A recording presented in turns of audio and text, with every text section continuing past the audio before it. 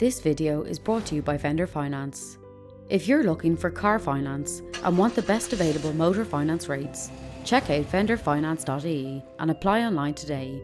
Vendor Finance is 100% Irish owned. See the comment section for more details. Hello and welcome back to the Cars Ireland YouTube channel. This week's video is brought to you by Vendor Finance. Apply for car finance online via a personalised digital platform and get a decision quick with Vendor Finance. They are 100% Irish owned expert finance brokers, and you can find more information on their website via the link in the description box below. Now, are you tired of electric and SUV and electric SUV reviews? Because I know I am. Not that those cars aren't in huge demand, but I also have to say I'm very glad to be in something a bit different this week. And not only is it different, it's also very, very handsome. And not only is it a diesel, it's also one of the rarest body types you'll find on these shores. It's the Volkswagen Arteon shooting brake. Shooting brake being a fancy name for an estate, so you can get more junk into the extended trunk. It's got a big boot. The original Arteon arrived in 2017 as a stylish predecessor to the much-loved Passat CC and was a big enough hit with Irish buyers, but this looks like a really interesting option for those who still care about style and image but need that bit of extra space, whether that be for family or luggage or whatever cool adventure sport that a prospective Arteon shooting brake buyer is surely into. Vital stats are it's got a 590 litre boot, which is surprisingly only 27 litres more than what you get in the standard fastback, but of course the big advantage being the more accessible opening, the extra usable height and length this way. The quality is noticeably good, everything is suitably squishy, you've got a couple of shopping bags here. This parcel shelf is one of the best quality ones I think I've ever seen. They've even gone to the trouble of covering it with this nice pleather material. You can also store it in different positions. These things don't like to work for me on camera. There we go, halfway and then all the way back, as well as removing it entirely, which is very easy to do.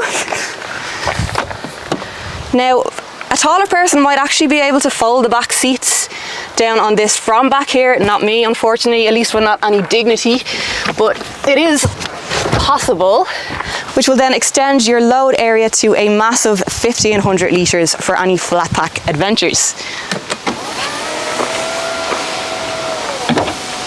So the back seats are roomy to say the least. I've got limousine-like levels of legroom and also plenty headroom. Despite that gorgeous sloping roofline, it really doesn't seem to have encroached too much on the space back here.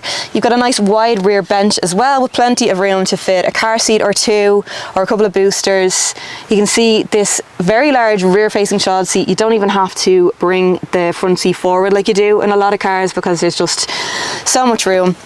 Now, unfortunately, a middle seat passenger will not have great legroom because of this big hump in the floor, but for two, it's going to be ridiculously comfortable. You've got this pull-down centre armrest, complete with cup holders. There's a ski hatch into the boot. Hello. Then down here, you've got a USB charging port, a 12-volt charging socket. There's 3-zone climate control, so no arguing over who's hot or too cold.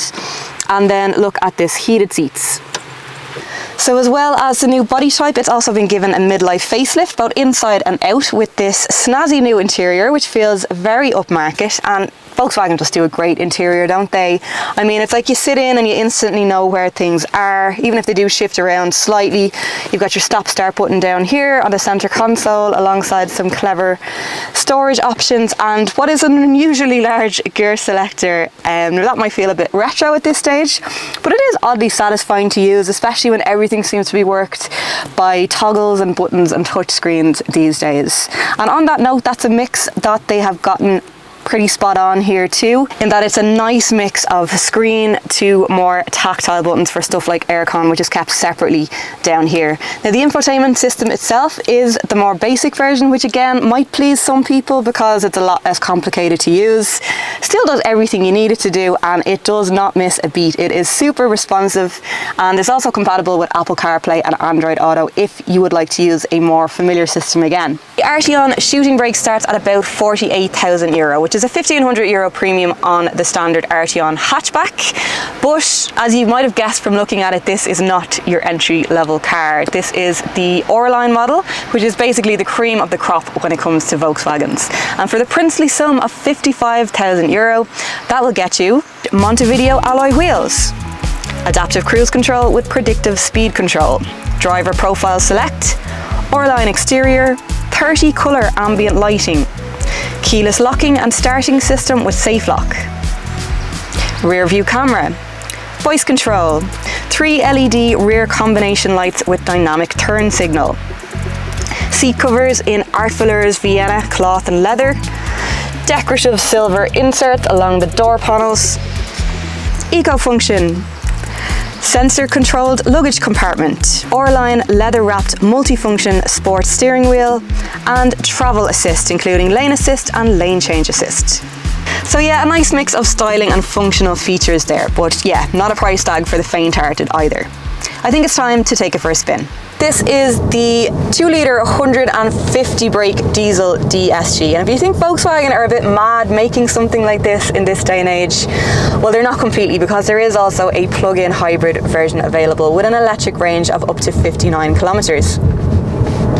Then at the other end of the scale, there's a 320 brake horsepower pure petrol, so definitely something for everybody. But to be honest, this car really suits diesel.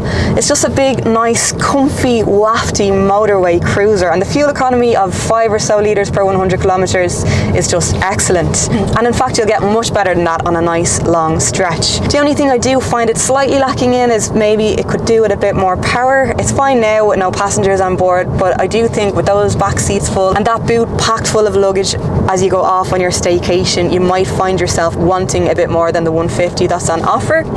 But for the day-to-day stuff, it really does feel peppy enough, despite the considerable length.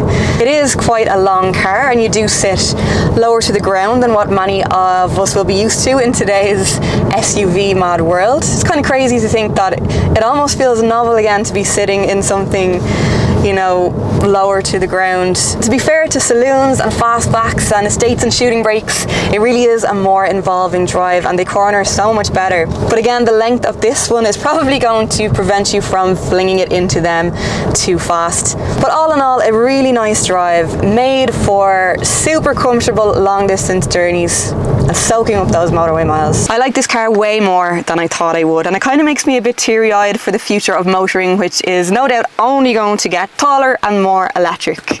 Even though this is probably every bit, if not more, useful than your typical SUV, and a full tank will allow you to travel more than 1,100 kilometres without stopping at a fuel or charging station. I also really like the image. It's a car for someone who might not necessarily want